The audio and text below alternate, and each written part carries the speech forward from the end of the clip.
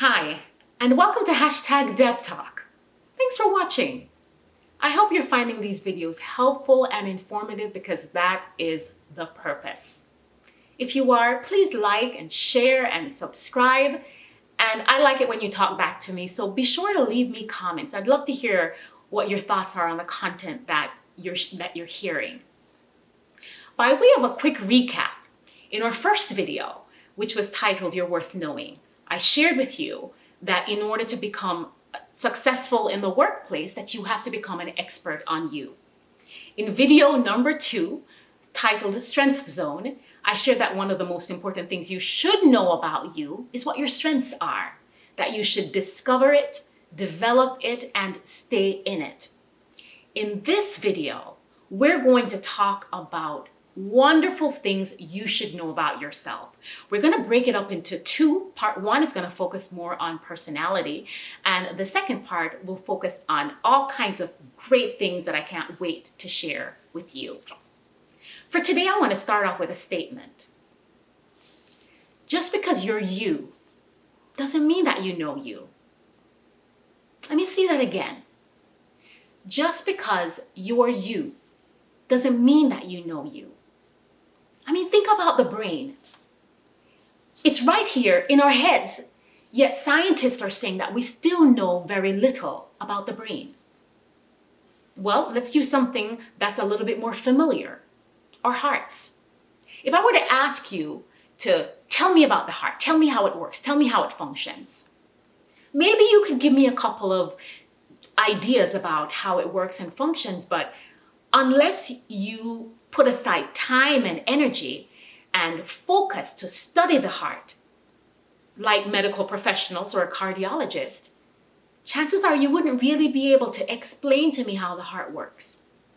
Well, you're a lot more complex than the heart. You are amazingly complex.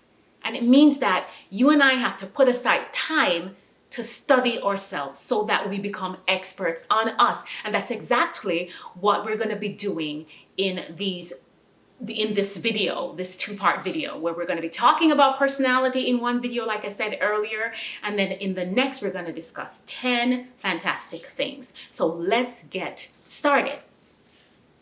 These are not in any particular order. Like I said, we're going to start off with personality in this one. So what's your personality? All right, you know that I love definitions, so let's define it. According to the American Psychology Association, they state that personality refers to individual differences in characteristic patterns of thinking, feeling, and behaving. In other words, it's about what makes someone them. So what's your personality? There's a really specific question you can ask. Am I an introvert or an extrovert? So a little sidebar so I can give you a little bit of history about that.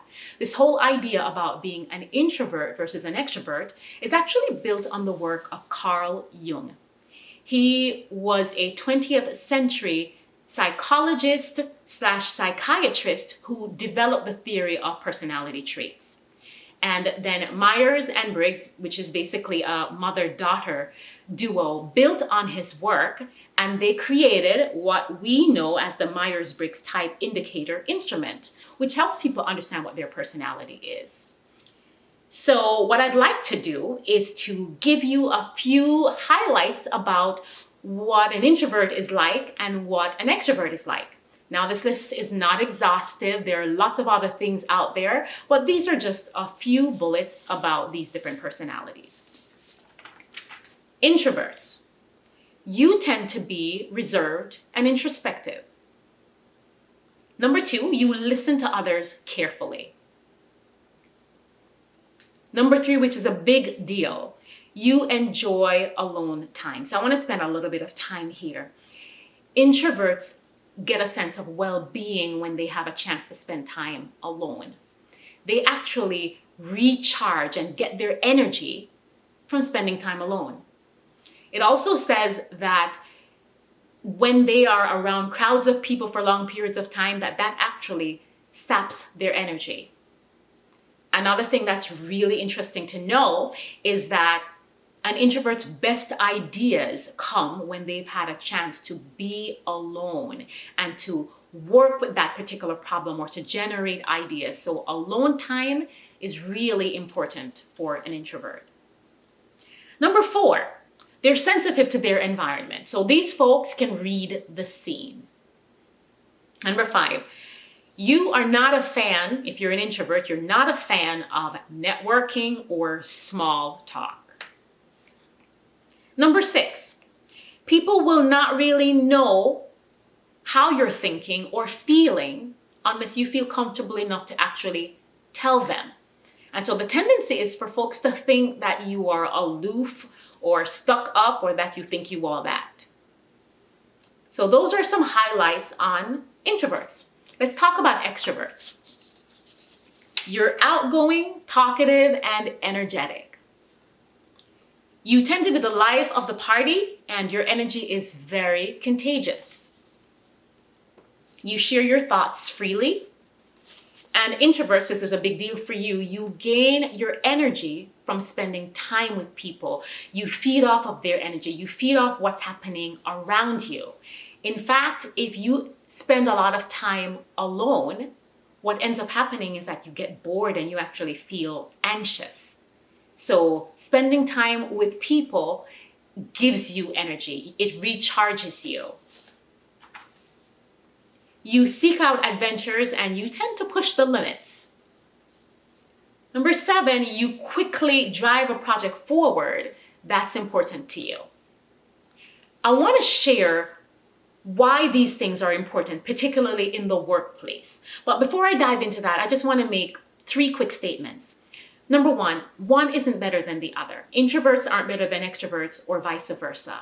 Both of them are different and they're both wonderful and they're both needed in the workplace because that type of diversity actually leads to great problem solving. So one is not more important than the other. The other to note is that a person isn't a complete introvert or a complete extrovert. We're on a continuum. In fact, Jung actually said that if a person was a complete introvert or extrovert, that they would be insane. So no one is either one or the other. And the third thing is there's no test on the planet that can absolutely describe you. So just keep that in mind. So now to how this actually applies in the workplace. Well, depending on whether or not you're an introvert or an extrovert, that can impact your satisfaction with a particular role. For example, if you're an introvert and the role that you have has you working with a crowd of people all the time with very little time for you to come away and be by yourself and recharge, that can be problematic for you. The opposite is true for an extrovert. If an extrovert has a role that has he or she working alone a lot, that's going to drain an extrovert's energy because extroverts love being with people. They love just being and interacting and being a part of teams. So your role satisfaction is going to be impacted by your personality. There's also the thing about activities at work, meetings and things like brainstorming sessions. According to research, traditionally extroverts tend to love brainstorming sessions. They love the shouting out of the answers and the being able to come up with ideas on the spot. Whereas an introvert has great ideas, but that particular context is not the most ideal place for an introvert to generate ideas. A couple of tips for introvert on this particular point. If you find that brainstorming sessions are problematic for you, one of the things you can do is to find out what the topic is ahead of time and to do some research so that you have time to live with this topic a little bit and come up with ideas so that when you go to the meeting, you're prepared.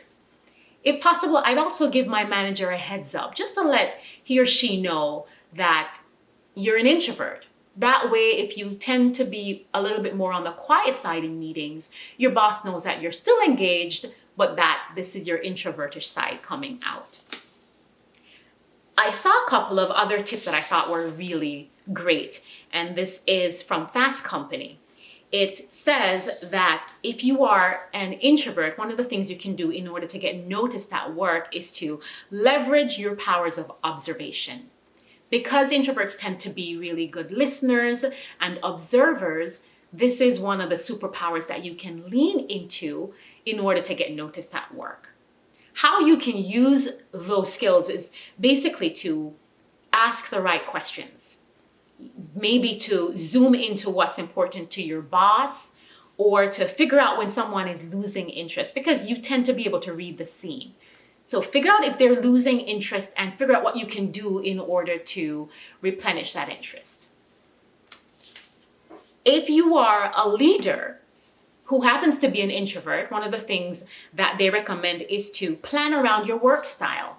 For certain introverts, sometimes having a lot of meetings on your calendar can actually be a bit draining. And they state that you go through something that's called meeting fatigue. So if you are an introvert, then one of the things you can do is to not plan as many meetings and to just save your energy for the meetings that are truly meaningful. I wanted to make sure that extroverts didn't feel left out, so I also got a few tips for you from Social Hire.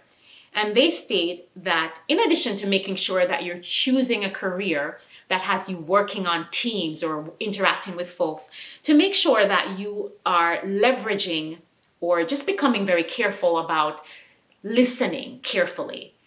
Because you're confident and you freely give your thoughts on things, sometimes you have other folks in the room that may not be as confident as you are. So just be sensitive to those folks and ensure that you allow them to share their thoughts. The other piece of advice that it gives is to use your interpersonal skills to build strong relationships with the folks on your team, and be sure to always offer to help so that you build strong relationships with your team members. Now, I'm really excited about giving you these different tools and assessments that you can use in order to explore your personality. Some of them are paid assessments and some of them are not, but you're going to have a lot of fun digging into these. So number one is the Myers-Briggs Type Indicator. That's one of the assessments that you can take. Number two is called the Big Five Personality Traits. It's also called Oceans. Number three is called DISC profile. So it's DISC. You also have another test that's called Personalysis. There's one that's really fun. It's called Superpowers by SY Partners. A friend of mine was in New York and actually saw this and brought this back. It's actually a deck of cards, and you basically look through the cards, answer the questions, and it tells you what your team superpower is. So that's a lot of fun. And the last one is called New Personality Self-Portrait. This is really intense, but it's really helpful in just understanding your personality. Don't worry about trying to write all of these down. I've actually included all of them in the description of this video for your convenience, along with the links so that you can click on them at your convenience and really explore your personality. Well, I hope you found this information helpful, and I just encourage you today to actually dig into this and start exploring your personality. And I'm looking forward to sharing part 2 with you, where I go into a lot of other things that you should know about you. Thanks so much for joining me today, and don't forget to like, subscribe, and share. And until next time, have a great work week.